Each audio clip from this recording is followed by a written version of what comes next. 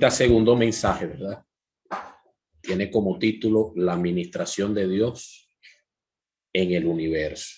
Ese es el título, ¿no? De este segundo mensaje o de la segunda lección de este material que tiene por nombre Fundamento del Liderazgo Cristiano. Quisiera comenzar leyendo una serie de versículos en Efesios capítulo 1, versículos 9 al 10.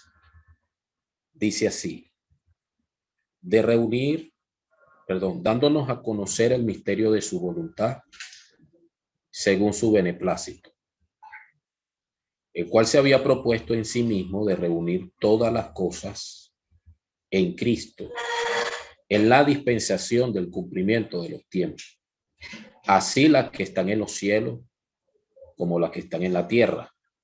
Me gustaría también leer Colosenses capítulo 1.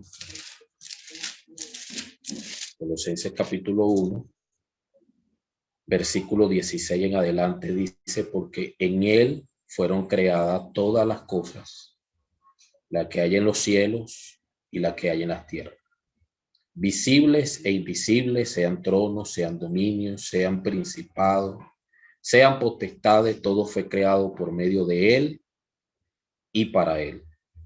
Y él es antes de todas las cosas, y todas las cosas en él subsisten.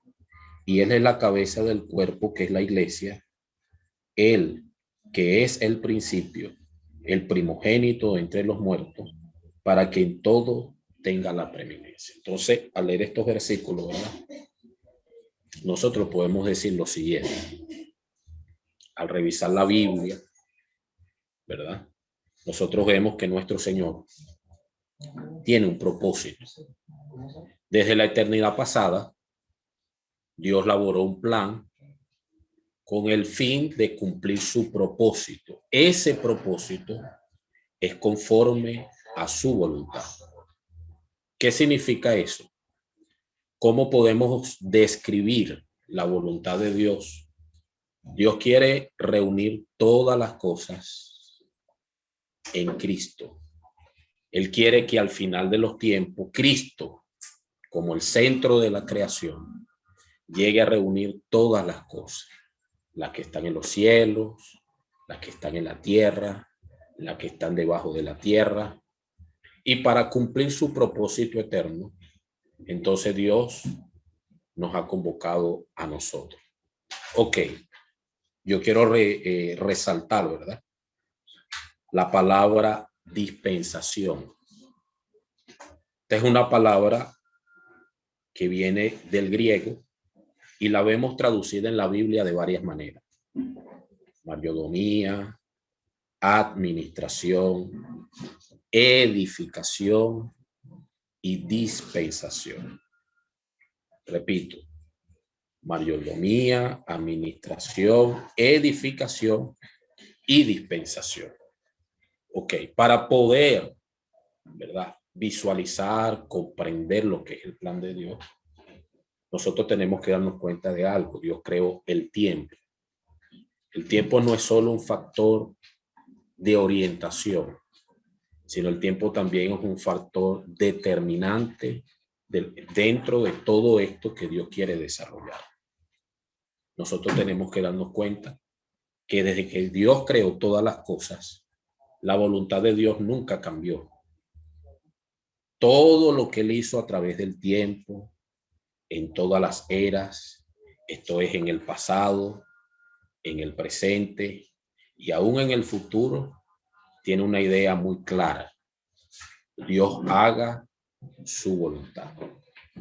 Aunque su enemigo se ha opuesto de muchas maneras para intentar frustrar el plan de Dios, nosotros podemos estar seguros que el Señor ha avanzado, que el Señor ha derrotado a ese enemigo y él va a cumplir su propósito eterno en este tiempo. Alabado sea el Señor. Una vez más, me gustaría recordarle a los hermanos, por favor, poner su micrófono en silencio.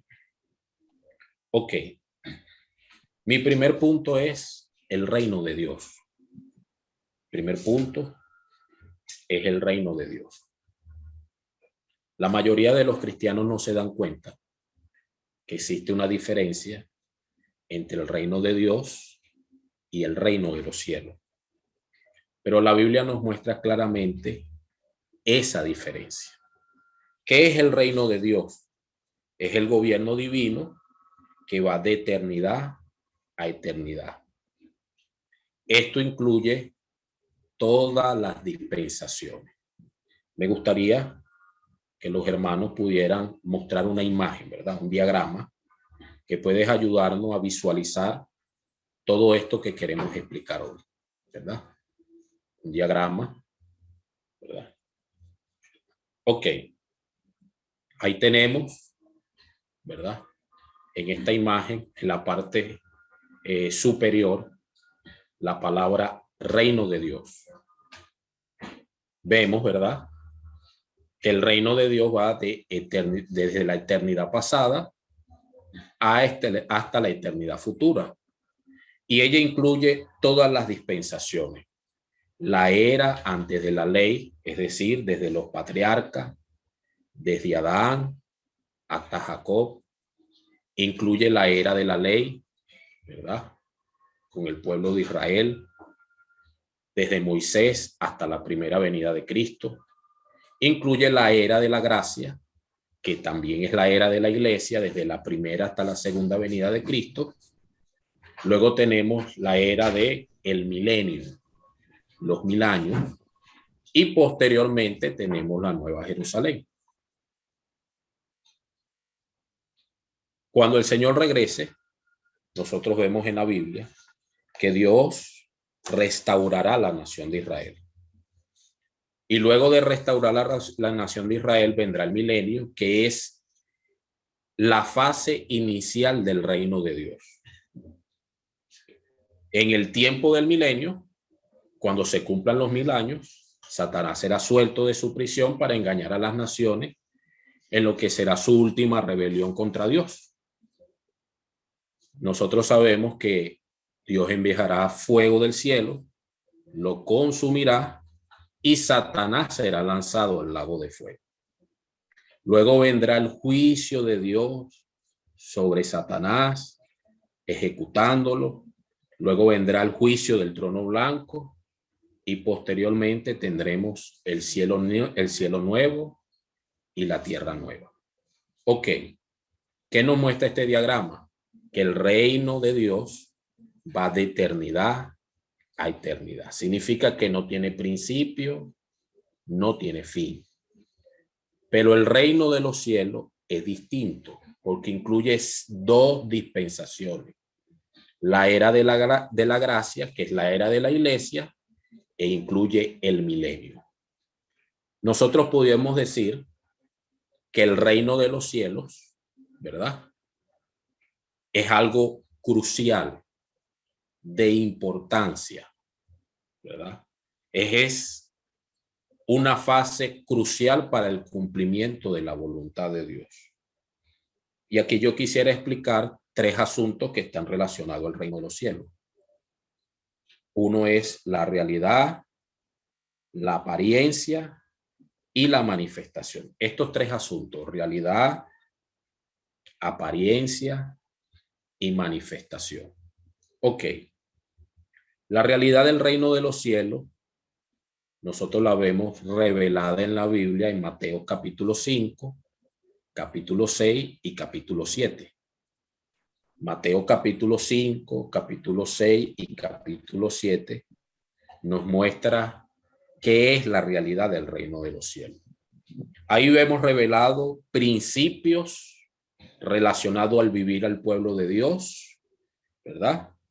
Y principios celestiales que rigen a aquellos que reinarán con el Señor. Repito, Mateo 5, Mateo 5, 6, 7. Esos capítulos nos revelan el vivir del pueblo de Dios. ¿Sí? Y principios celestiales de aquellos que reinarán con el Señor. Y se componen de 7 sesiones. Vamos a describir eso en 7 sesiones. Estamos hablando de principios que rigen el vivir de aquellos que reinarán con el Señor. La primera sesión describe la naturaleza de aquellos que reinarán con el Señor. Esa es la primera sesión, va desde el versículo 3 hasta el versículo 12 del capítulo 5. La primera sección describe la naturaleza de aquellos que reinarán con el Señor. Eso está en los versículos 3 y 12 del capítulo 5. Luego tenemos la segunda sesión, ¿verdad? Va desde los versículos 13 al 16 de Mateo 5 y trata la influencia que ejerce el pueblo de Dios sobre el mundo. ¿Ves? Para el mundo, nosotros debemos ser sal y debemos ser luz. Sal porque el mundo se corrompió y luz porque el mundo está en tiniebla. Entonces, Mateo 5, del versículo 3 al 16, muestra cuál es la influencia del pueblo de Dios. Luego tenemos la tercera sesión, ¿verdad? La tercera sesión va desde los versículos 17 al 48 de Mateo 5 y nos muestra cómo es nuestra relación con la ley. ¿Por qué? Porque Cristo vino y él guardó la ley. Por haber guardado la ley, él estaba calificado, ¿verdad?, para satisfacer la exigencia de esa ley al morir por nosotros en la cruz. Y por otro lado, él vino a completar esa ley. ¿Qué quiero decir con la palabra completar? Aquella ley que fue escrita en tabla y que fue dada por Dios por medio de Moisés, ella mostraba la conducta, podía regular la conducta de los hombres. Pero ahora, cuando el Señor se hizo hombre, él no trata solo la conducta del hombre, sino la condición interior. Es por eso que vemos registrado en estos versículos frecuentemente que el Señor decía: habéis oído, no matarás. Pero si ahora yo les digo que aquel que se enoje contra el hermano ya ha cometido homicidio en su corazón. Entonces aquí vemos, ¿verdad?, la tercera sesión. La cuarta sesión va de los versículos 1 al 18 del capítulo 6 de Mateo. La cuarta sesión, ¿verdad?, va de los versículos 1 al 18 del capítulo 6 de Mateo. ¿Qué nos muestran esos versículos? Nos muestran la obra o los hechos de justicia del pueblo de Dios. Hasta ahora he mencionado 4 sesiones. La primera sesión nos habla de la naturaleza del pueblo de Dios. La segunda sesión nos habla de la influencia que ejerce el pueblo de Dios. La tercera sesión nos habla de nuestra relación con la ley. Y la cuarta sesión nos habla, ¿verdad?, de las obras o los hechos de justicia del pueblo de Dios. La quinta sesión va desde los versículos 19 al 34 de Mateo 6. Tiene que ver con las riquezas en el pueblo de Dios. La sexta sesión, ¿verdad?, que va desde los versículos 1 al 12 del capítulo 7 de Mateo, ¿verdad?, nos habla de cuál es nuestra relación o la manera de tratar con los demás. Y la última sesión, que va desde los versículos 13 al 29, nos habla de la base de la vida y la obra del pueblo de Dios. Ok. Entonces, Mateo 5, 6 y 7 nos hablan de la realidad. Cuando nosotros pasamos a Mateo capítulo 13, nosotros encontramos allí una serie de parábolas. Desde Mateo 13, versículos 24 al 42, aparecen 3 parábolas. La parábola de la cizaña, la parábola del grano de mostaza y la parábola de la levadura. Estas 3 parábolas nos hablan de la apariencia en el reino de Dios. ¿Por qué apariencia? Los asuntos allí mostrados tienen cierta consistencia, pero simplemente muestran una apariencia. El Señor decía en esos versículos, a la hora de narrar cada parábola, Él decía, el reino de los cielos ha pasado a ser semejante. Esa palabra semejante nos muestra que había apariencia, algo que parecía, pero que realmente no tiene realidad. Y por último tenemos la manifestación. Apocalipsis capítulo 20, versículo 4 al 6, ¿verdad? Apocalipsis capítulo 20, versículos del 4 al 6, dice así. Y vi tronos y se sentaron sobre ellos los que recibieron facultad de juzgar. Y vi las almas de los decapitados por causa del testimonio de Jesús y por la palabra de Dios, los que no habían adorado a la bestia ni a su imagen y que no recibieron la marca en su frente ni en su mano, y vivieron y reinaron con Cristo 1000 años. Cuando nosotros hablamos de la manifestación del reino, nosotros debemos decir lo siguiente: la manifestación del reino será en el futuro. Cuando el Señor regrese, ¿verdad? Él va a establecer su reino en la tierra, y esa manifestación tiene 2 sesiones. Una parte celestial, una parte terrenal. La parte celestial es el reino del Padre con Cristo y los vencedores. Y hermanos, esto es maravilloso porque esto representa nuestra meta. ¿Por qué estamos aquí en la iglesia? Estamos en la iglesia porque queremos reinar con el Señor. La segunda parte es la parte terrenal. Es el reino restaurado de Israel, el reino del Hijo del Hombre, y lo conformarán los israelitas salvos, que serán sacerdotes, y las naciones restauradas. Entonces hemos visto 3 principios que se relacionan con el reino de los cielos: la realidad, la apariencia y la manifestación. Estos 3 principios se aplican hoy para nosotros en la iglesia. Repito, estos 3 principios se aplican hoy para nosotros en la iglesia. Alabado sea el Señor. Alabado sea el Señor. Ok. Quiero leer con ustedes Romanos capítulo 14, versículo 17. Romanos 14, 17 dice así: porque el reino de Dios no es comida ni bebida, sino justicia, paz y gozo en el Espíritu Santo. Ok, este versículo nos habla del reino de Dios, pero el contexto de este capítulo nos habla de la iglesia.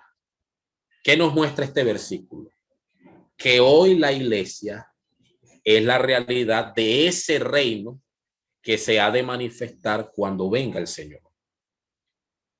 Entonces eso significa que estos 3 asuntos, realidad, apariencia y manifestación, están relacionados a nuestro vivir, a nuestra vida de iglesia, nuestra vida familiar, nuestra vida de reuniones, nuestro servicio a Dios, nuestras relaciones con los hermanos, nuestra vida social, la guerra espiritual. Estos 3 principios se aplican hoy a nosotros. Ok. ¿Cómo nosotros entramos al reino? Entramos al reino a través de la regeneración. Juan capítulo 3 nos dice claramente que si alguien no nace del agua y no nace del Espíritu, no puede ni entrar ni puede ver el reino de Dios.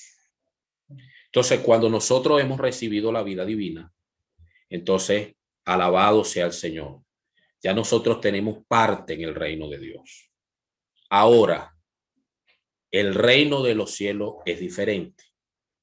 Porque para entrar en el reino de los cielos, en su manifestación, todos nosotros necesitamos una justicia excedente en nuestro vivir.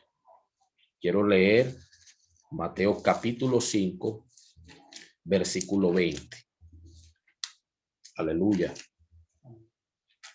Mateo 5, 20 dice de la siguiente manera: porque os digo que si vuestra justicia no fuere mayor que la de los escribas y fariseos, no entraréis en el reino de los cielos.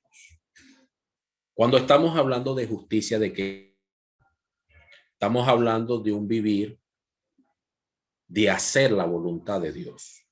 Significa que nuestro vivir es un vivir que expresa al Señor.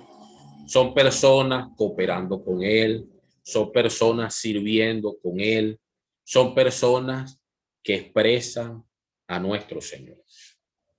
Cuando hablamos de este vivir, nosotros debemos tener claro algo. Este vivir es el resultado de una experiencia, de una experiencia. Es el resultado de un proceso. Nosotros llamamos ese proceso de salvación. ¿Sí? También lo llamamos santificación. Lo llamamos purificación. Ok. Segunda de Pedro, capítulo 1. Segunda de Pedro, capítulo 1.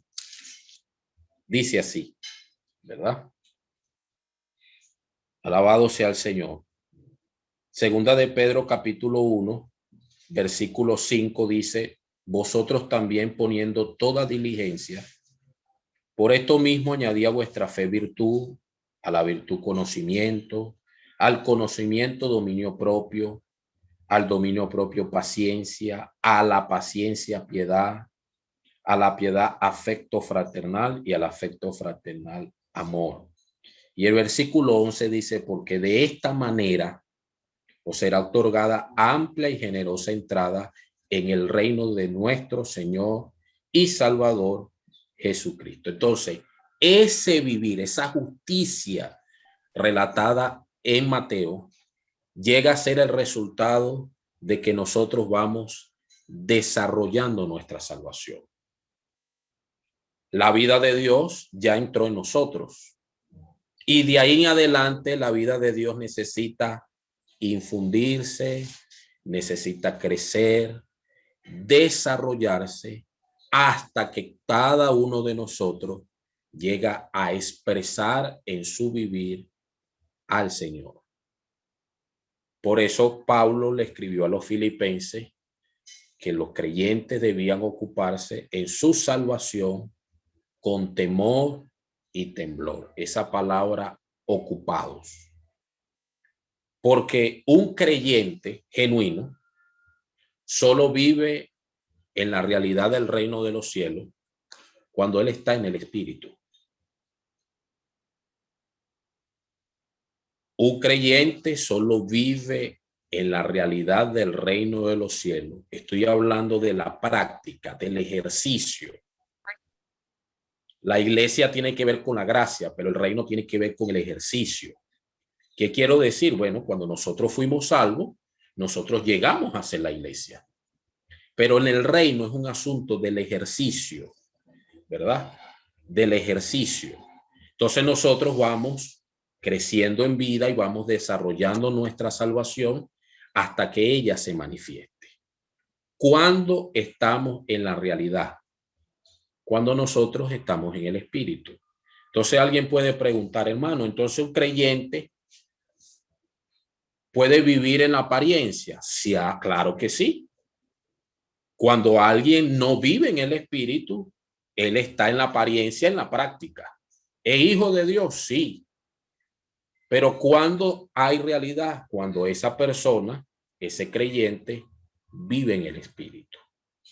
Hermano, esto es algo muy importante, porque cuando nosotros hablamos del Evangelio del Reino y hablamos del Evangelio completo, significa que nosotros, por un lado, desarrollamos nuestra salvación, pero por otro lado, nuestro servicio, nuestra predicación del Evangelio, nuestro cuidado hacia las personas, tiene ese objetivo, el objetivo de conducir a las personas a desarrollar su salvación. Desde el momento que él creyó hasta que el Señor venga, nuestra vida de iglesia se basa en este Evangelio, el desarrollo de nuestra salvación. Ok. Entonces, quiero explicar algunas cosas. Realidad. La realidad es algo interior. La apariencia es algo exterior. La realidad es interior. La apariencia es exterior. ¿Verdad? La realidad no puede confundirse con integridad. Présteme mucha atención, amados. La realidad es interior. La apariencia es interior. Es exterior. Pero la realidad no puede confundirse con integridad. ¿Qué es una persona íntegra? Es una persona que sus acciones y sus palabras concuerdan con lo que piensa y con lo que siente. Esa es una persona íntegra. Es decir, sus acciones y sus palabras son acompañados por lo que siente y por lo que piensa. Un buen ejemplo de integridad es Juan el Bautista. Juan el Bautista, ¿verdad? Era un personaje que según él era alguien que el Señor envió para preparar su camino, y él vio que Herodes tomó por mujer a la esposa de su hermano. Entonces Juan el Bautista comenzó a denunciar eso. Y aunque eso significaba que su vida la ponía en riesgo. Y es impresionante ver que Juan el Bautista, a pesar de las amenazas de muerte, él sostuvo su integridad. Ahora, la realidad es distinta. La realidad es distinta. Yo quiero leer Mateo 11, ¿verdad? Mateo 11.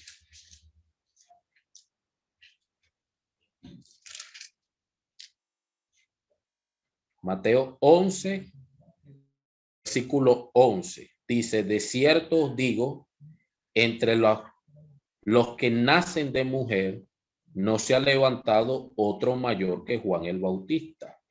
Pero el más pequeño en el reino de los cielos, mayor es que él. ¿Estoy diciendo que tener integridad es malo? No, nosotros como servidores necesitamos tener integridad. Pero la realidad es distinto, porque cuando hablamos de realidad, ¿de qué hablamos? Hablamos fuente y el contenido de lo que nosotros sentimos, pensamos, hablamos y hacemos.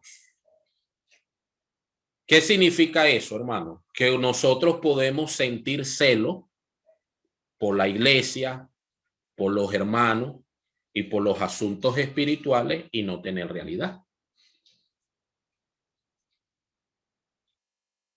Podemos hablar cosas correctas, bíblicas, y no tener realidad.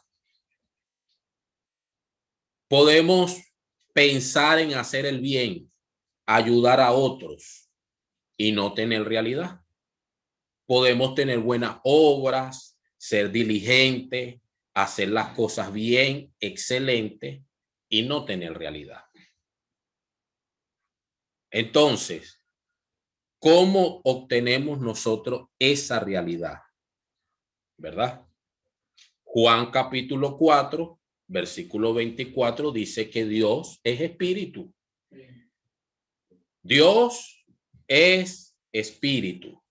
Y los que le adoran en espíritu y en verdad, es necesario que le adoren. Entonces ese versículo nos muestra de manera muy clara que la realidad que estamos hablando proviene de ese espíritu. ¿Y por qué es importante entender esto, hermano? Porque la vida de la iglesia como nosotros la vemos hoy, por un lado, es un ambiente para desarrollar nuestra salvación. Pero en la práctica es un ambiente de perfeccionamiento.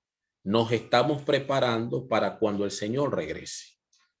Y cuando el Señor regrese, Él va a establecer su tribunal. Los primeros que vamos a ser llamados somos nosotros, como la casa de Dios. ¿Y qué necesitamos nosotros para presentarnos delante de Él? Necesitamos realidad. Necesitamos de la vida de Dios que se vaya infundiendo en nosotros, vaya definiendo el plan de Dios, vaya causando esa transformación que necesitamos, y en el momento que nos presentemos delante del tribunal de Cristo, nosotros seamos aprobados. Aprobados. Ok. Apocalipsis capítulo 11. Este versículo dio mucha luz para poder explicar este asunto. Apocalipsis capítulo 11, versículo 1 y 2. Dice así: entonces me fue dada una caña semejante a una vara de medir. Y se me dijo: levántate y mide el templo de Dios, el altar y a los que adoran en él. Pero el patio que está fuera del templo, déjalo aparte y no lo mida, porque ha sido entregado a los gentiles y ellos hollarán la ciudad santa 42 meses. Entonces el versículo 1 nos dice que a este ángel se le dio una caña de medir y se le pidió que midiera el templo de Dios. Eso nos habla de la iglesia. Como líder, nosotros tenemos la responsabilidad de producir tal realidad en las iglesias. Alabado sea el Señor. Segundo, se le dijo que midiera el altar. El altar nos habla de nuestro servicio. Hermano, no es solo servir. Es más, los animamos a servir. Los animamos a servir. Sirva con pasión. Entréguese al Señor. Conságrese. Entréguese con toda su fuerza. Pero deténgase allí un momentico. No es solo servir. Porque si nuestro servicio carece de esta realidad que estamos hablando, es decir, si la fuente no es la vida de Dios, no es el espíritu, si solo nosotros nos conformamos con participar de una actividad dentro de la iglesia, hermano, nosotros entonces no estamos produciendo la obra de Dios. Porque la vida que hemos recibido es la que nos capacita para hacer la obra. Y es muy importante entender esto porque dentro de todas las cosas que estamos emprendiendo, que hay que emprenderlas, dentro de todo lo que se está haciendo hoy en la iglesia, es muy fácil perder el enfoque, extraviarnos en medio de todo eso que el Señor quiere hacer. Participamos de una cosa, participamos de otra cosa, vamos a las reuniones, predicamos el evangelio, participamos de los ministerios y todo eso está bien, pero ya va. Usted necesita revisar que su servicio esté acorde a este principio. la vida. Alabado sea el Señor. Al ángel también se le dijo, adora el templo, mide el templo, el altar y a los que adoran en él. Esto representa nuestra persona. De manera más específica, nuestra condición o estado. Entonces, cuando estamos sirviendo, nosotros no podemos perder de vista nuestra condición. Ocupados de nuestra salvación con temor y temblor. ¿Temor de qué? Temor de no alcanzar el galardón. ¿Y temblor por qué? Porque nos hemos de presentar delante del Señor. Temor y temblor. Alabado sea el Señor. Es muy importante entender este asunto. Porque a través de nuestra hermosa vida de iglesia, donde hemos vivido experiencias maravillosas, hemos visto muchos hermanos que estaban con nosotros y nos dijeron en algún tiempo, la iglesia es lo mejor, y hoy nos dicen que la iglesia es lo peor. ¿Qué cambió? ¿Qué cambió? ¿Cambió la iglesia, la experiencia, o al final lo que nosotros hicimos carece de realidad? Entonces, es importante entender esto, hermano. Ocupémonos de nuestra salvación. Mi segundo punto tiene que ver con la rebelión de Satanás y sus consecuencias. Nosotros sabemos que aquel primer mundo, ese mundo preadámico, fue entregado a los ángeles conforme Hebreos capítulo 2, versículo 5. Y que en medio de todo eso había un arcángel principal llamado Lucero. Lucero era perfecto según lo que leemos en la Biblia, ¿verdad? Hasta cierto punto. Un día el orgullo se apoderó de su corazón, se corrompió y esto lo llevó a rebelarse contra Dios. Lucero quería ser igual a Dios y, hermano, Dios no lo pudo soportar y eso resultó en la caída de Lucero. ¿Cuáles fueron las consecuencias de la rebelión y de la caída de Lucero? Él fue expulsado de la presencia de Dios. Segundo, fue arrojado a la tierra. Tercero, él usurpó la tierra y estableció allí su trono, un dominio ilegítimo, la cual es una autoridad clandestina junto a los ángeles que le siguieron. Ok. Y este gobierno clandestino es lo que nosotros le llamamos mundo. Es lo que la Biblia registra como el mundo. Es una esfera de usurpación y que nosotros debemos tener claro que el mundo está aquí con una razón: llevarnos en contra de Dios. Ya nosotros hemos visto el misterio de la iniquidad, ya nosotros hemos visto a través del alimento diario la apostasía, pero todo lo que nosotros estamos viendo en el mundo, como lo dice Juan, los deseos de los ojos, la vanagloria de la vida, todo eso nos lleva a ir en contra de Dios. Ok, al final de esta era, el Señor regresará y entonces los reinos de este mundo van a pasar a ser de nuestro Señor y de su Cristo. Ok, todo este caos que nosotros estamos describiendo fue el resultado de que Lucero rechazó el encabezamiento de Dios. Por favor, anote esas palabras. Todo el caos que acabamos de describir es el resultado de que Lucero rechazó el encabezamiento.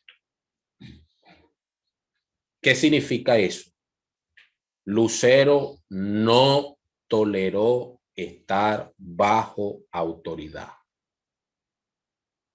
No toleró estar bajo autoridad. Significa que hubo un rechazo a aquello que Dios estableció.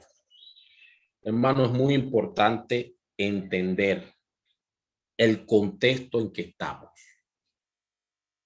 Ya nuestro hermano Will nos habló, ¿verdad? En la primera lección, de que como líderes, una de las lecciones más importantes que necesitamos nosotros aprender en este tiempo es a coordinarnos.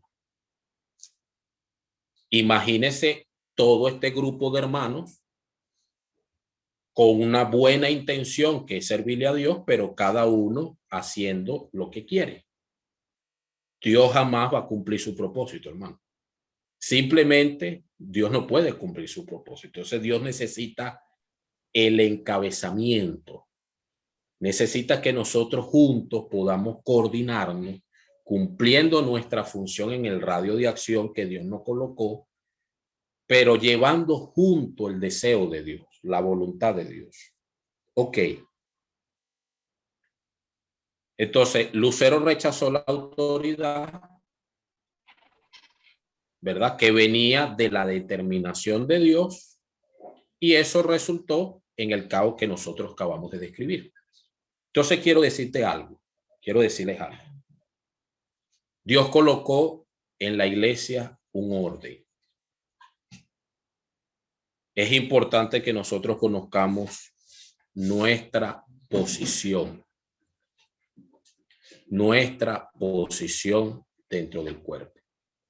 Tú tienes hermanos que van al frente de ti, como también tienes hermanos que vienen atrás de ti.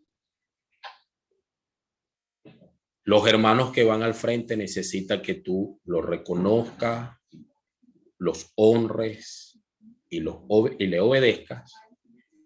Y los hermanos que vienen atrás necesitan aprender en la misma lección, ¿verdad? En Primera de Corintios capítulo 12 nos dice que Dios colocó a unos en la iglesia primeramente apóstoles, ¿verdad? Luego están los profetas, los que hacen milagros. Pero el contexto de ese capítulo nos habla de la autoridad y del orden dentro del cuerpo.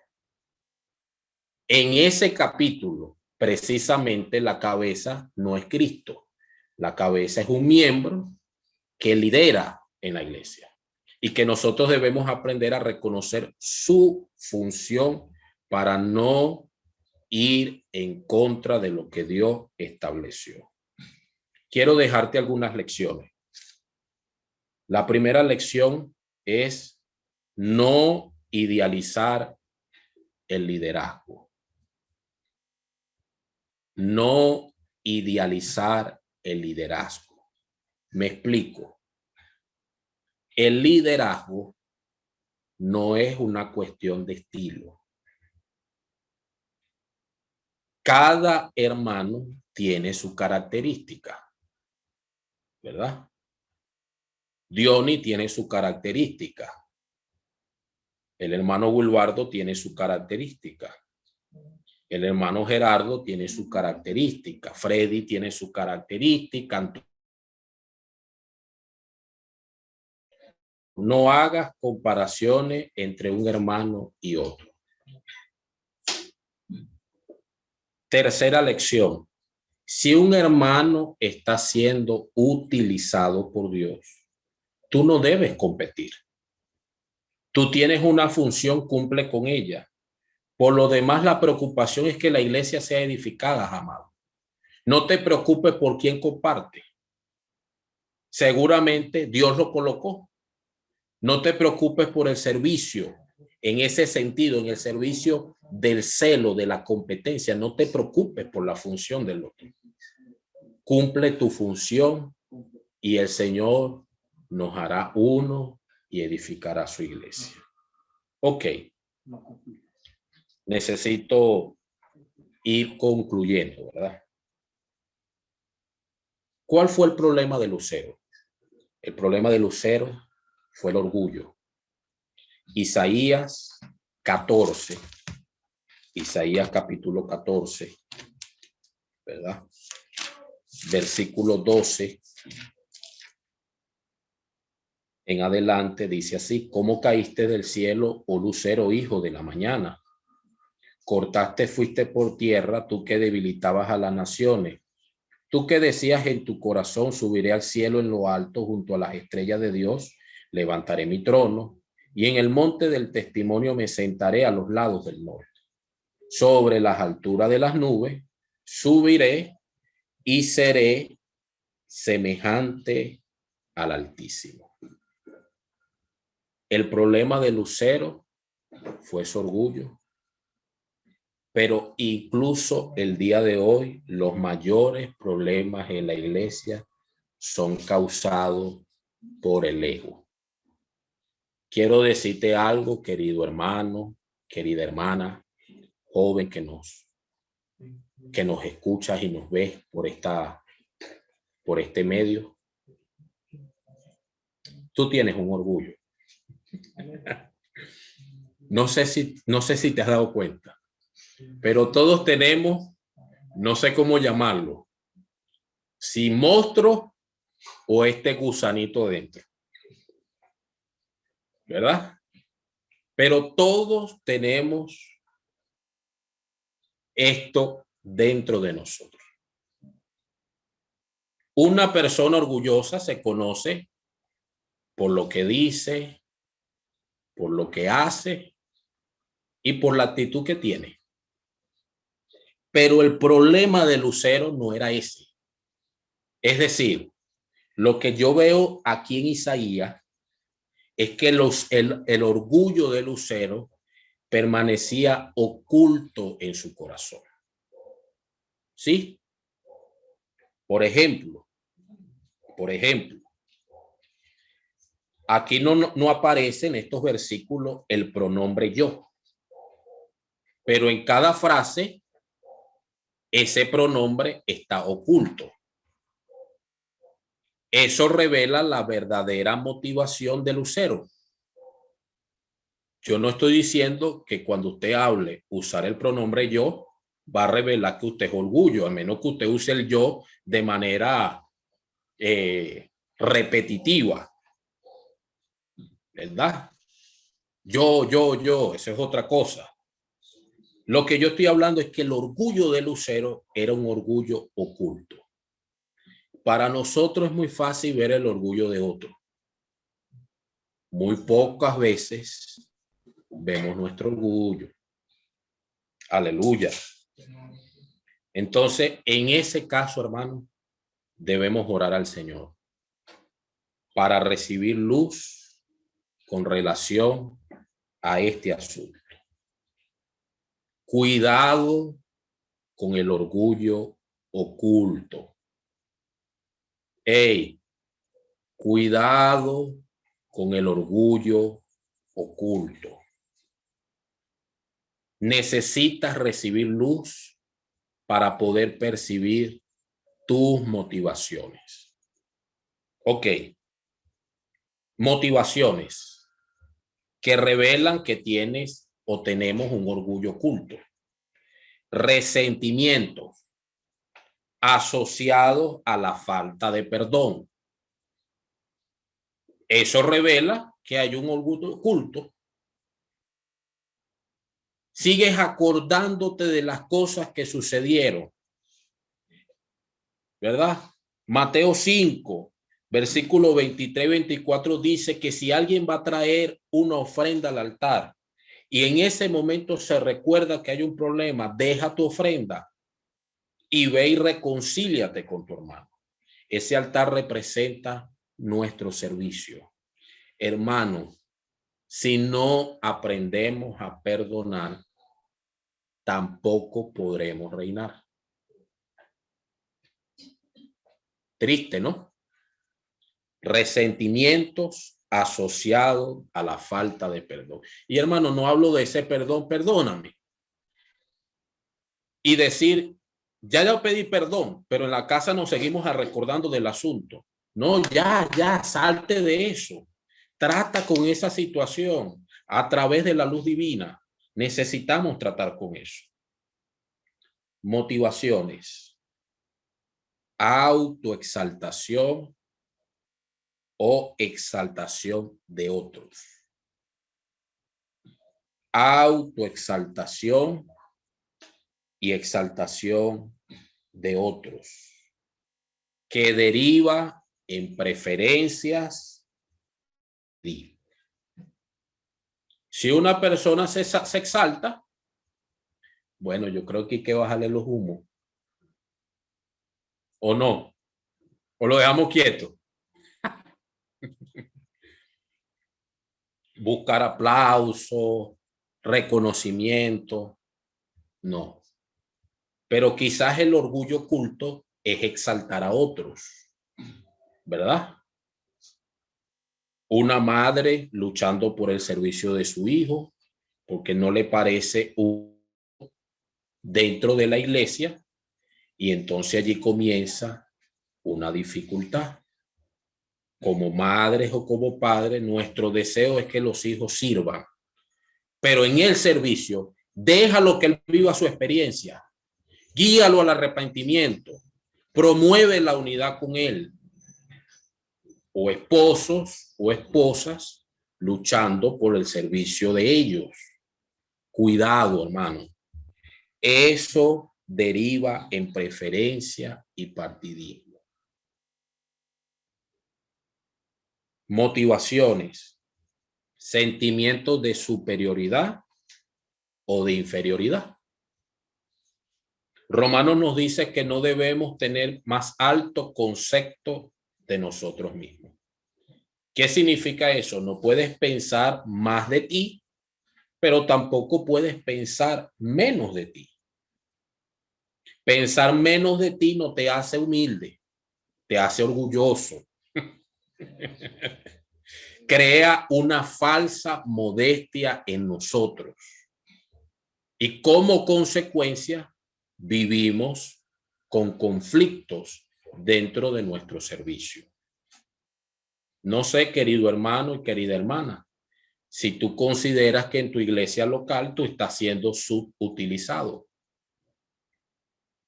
o tu hermano, o tu esposo, o tu esposa, o tus hijos. Cuidado, puede ser que el orgullo se esté apoderando de nosotros. ¿Por qué estamos describiendo esto? Porque todos estos sentimientos subjetivos, al no ser tratados adecuadamente, son los detonantes de muchos problemas en la iglesia. Muchos problemas cuando nuestro orgullo no es tratado adecuadamente. Necesitas oración, pero a veces el Señor nos pasa por ciertas experiencias a fin de revelarnos nuestro orgullo. Lucero quería ser igual a Dios, ¿verdad? Y eso resultó en una osadía, ¿verdad? Que generó en su interior, ¿verdad? Y llevó a rebelarse contra Dios. ¿Por qué? Porque Lucero no supo administrar lo que estaba en su interior. Y esto es el mayor problema de un líder, no saber administrar lo que siente y lo que piensas. ¿Cómo administramos lo que sentimos y lo que pensamos? Puede ser, hoy en día, hermano, yo, por ejemplo, mi experiencia, yo no tengo toda la capacidad para entender todo lo que el Señor está hablando a la iglesia hoy. No tengo esa capacidad. No sé si hay alguien que tiene esa capacidad de entender todo, ¿verdad? Pero lo que sí yo hago, hermano, es recibir la palabra de Dios. Si no entiendes algo, necesitas tener la siguiente actitud. Porque alguien que no entiende, nadie te va a juzgar porque no entienda. ¿Quién puede juzgarnos por no entender algo? Pero alguien que no entiende, a mi parecer, puede tener tres actitudes.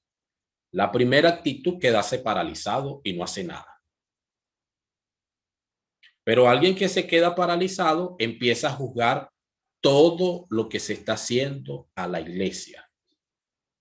Todo lo que en la iglesia se está haciendo, ese que se quedó paralizado comienza a juzgar. Palabras recurrentes que muestran que quedamos atrapados en subjetividades. El no estoy de acuerdo. Yo cada vez que escucho esa palabra, yo tiemblo. ¿Ves? Si no logras entender, hermano, necesitas buscar a alguien que te explique. La primera actitud es quedarte paralizado. La segunda actitud de alguien que no entiende es tratar de controlar.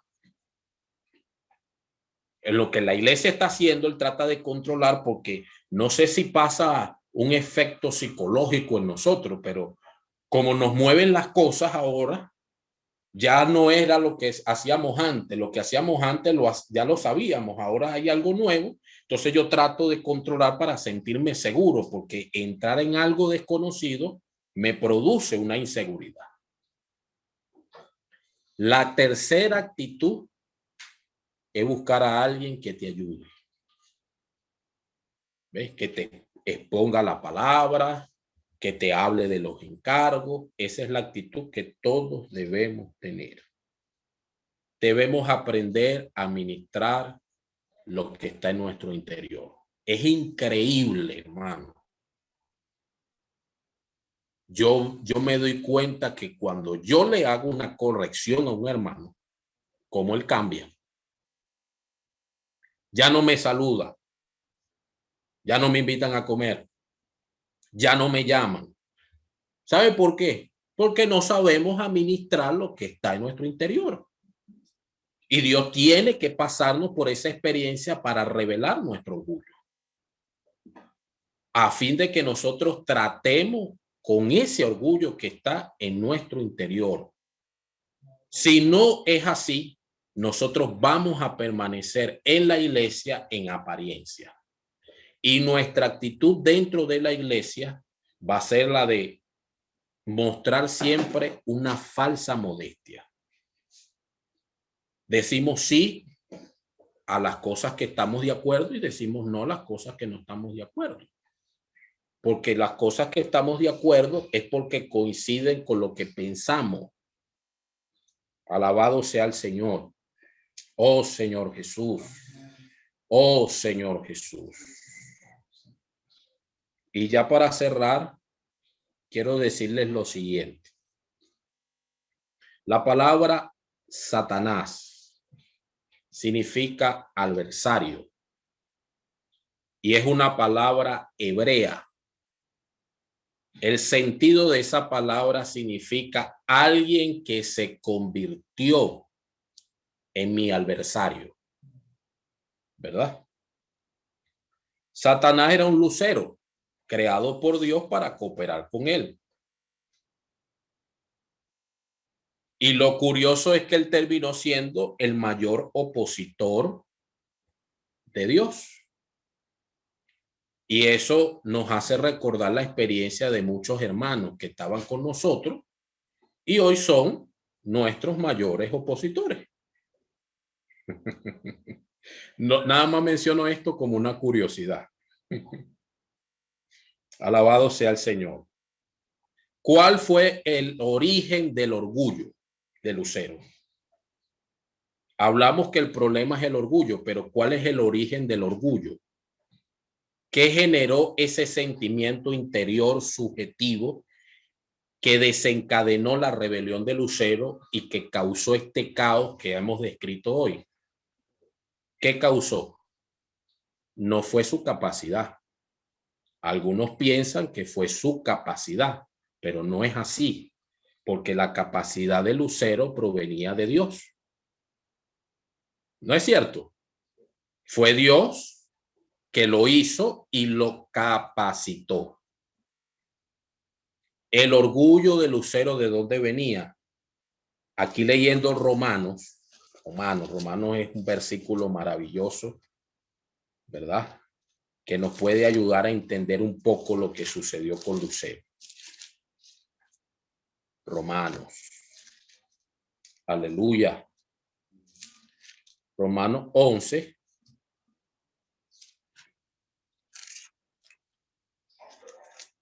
Romanos 11. Vamos a leer. Oh Señor Jesús. Oh Señor Jesús. Señor Jesús. Versículo 33. Dice: oh profundidad de la riqueza y de la sabiduría y de la ciencia de Dios. Cuán insondables son sus juicios e inescrutables sus caminos, porque ¿quién entendió la mente del Señor? ¿O quién fue su consejero? ¿O quién le dio a él primero para que le fuese recompensado? Porque de él y por él y para él son todas las cosas. A él sea la gloria por los siglos. Amén. El versículo 34 dice así: ¿quién entendió la mente de nuestro Señor? Una pregunta, ¿cierto? Y considerando este versículo, ¿verdad? Quizá Lucero, al ver toda la creación de Dios, él quiso indagar la mente del Señor. Y llegó a la conclusión que todo eso que Dios había creado, él iba a necesitar a alguien que lo acompañara en su administración. Y Lucero quizás pensó: yo puedo ser tal persona. Y eso fue el origen del orgullo de Lucero, el querer ser igual a Dios. Amén. Alabado sea el Señor. Hermano, dos cosas que no podemos perder de vista, que debemos tener presente en nuestro servicio y en nuestra experiencia cristiana. La primera: no podemos hacer nada sin Dios. Puede decírselo a su hermano que está al lado: hermano, no podemos hacer nada sin Dios. Aleluya. No podemos hacer nada sin Dios. Todo lo que nosotros somos hoy, ¿verdad? Todo. ¿A qué me refiero? Nuestras experiencias, nuestra capacitación, nuestro grado de instrucción, nuestra madurez es el resultado del trabajar de Dios, de la misericordia de Dios. Por tanto, no hay lugar para el orgullo. No podemos hacer nada sin Dios. Y lo segundo, el segundo asunto a tomar en cuenta es reconocer la soberanía de Dios. Dos asuntos. Primero, el entender que sin Dios nada podemos hacer. Y lo segundo es reconocer la soberanía de Dios. Tú tienes una porción, tienes un servicio, asúmelo, fue Dios quien te lo entregó, ¿verdad? Pero debes con la misma seriedad entender que los hermanos que van al frente, fue Dios que lo escogió. Y eso es la soberanía de él. Cuando llegue la duda y te pregunte, pero yo no veo por qué ese hermano tiene, yo no veo por qué ese hermano tiene que estar al frente. Recuérdate, es la soberanía de Dios. Es Dios quien cogió a ese hermano, fue Dios quien escogió a esa hermana. Fue Dios que llamó a ese joven, Fue Dios que llamó a ese matrimonio. Fue Dios. Estos dos principios, si están presentes en nuestro vivir y en nuestro servicio, hermano, creo que van a traer una sanación para todos nosotros. Vamos a rebosar en paz, en alegría, en gozo. Dejaremos de lado todo aquello que nos separa, porque entendemos que sin Él, sin nuestro Señor, nada podemos hacer. Bueno, hermano, yo me detengo por aquí. Jesús es el Señor.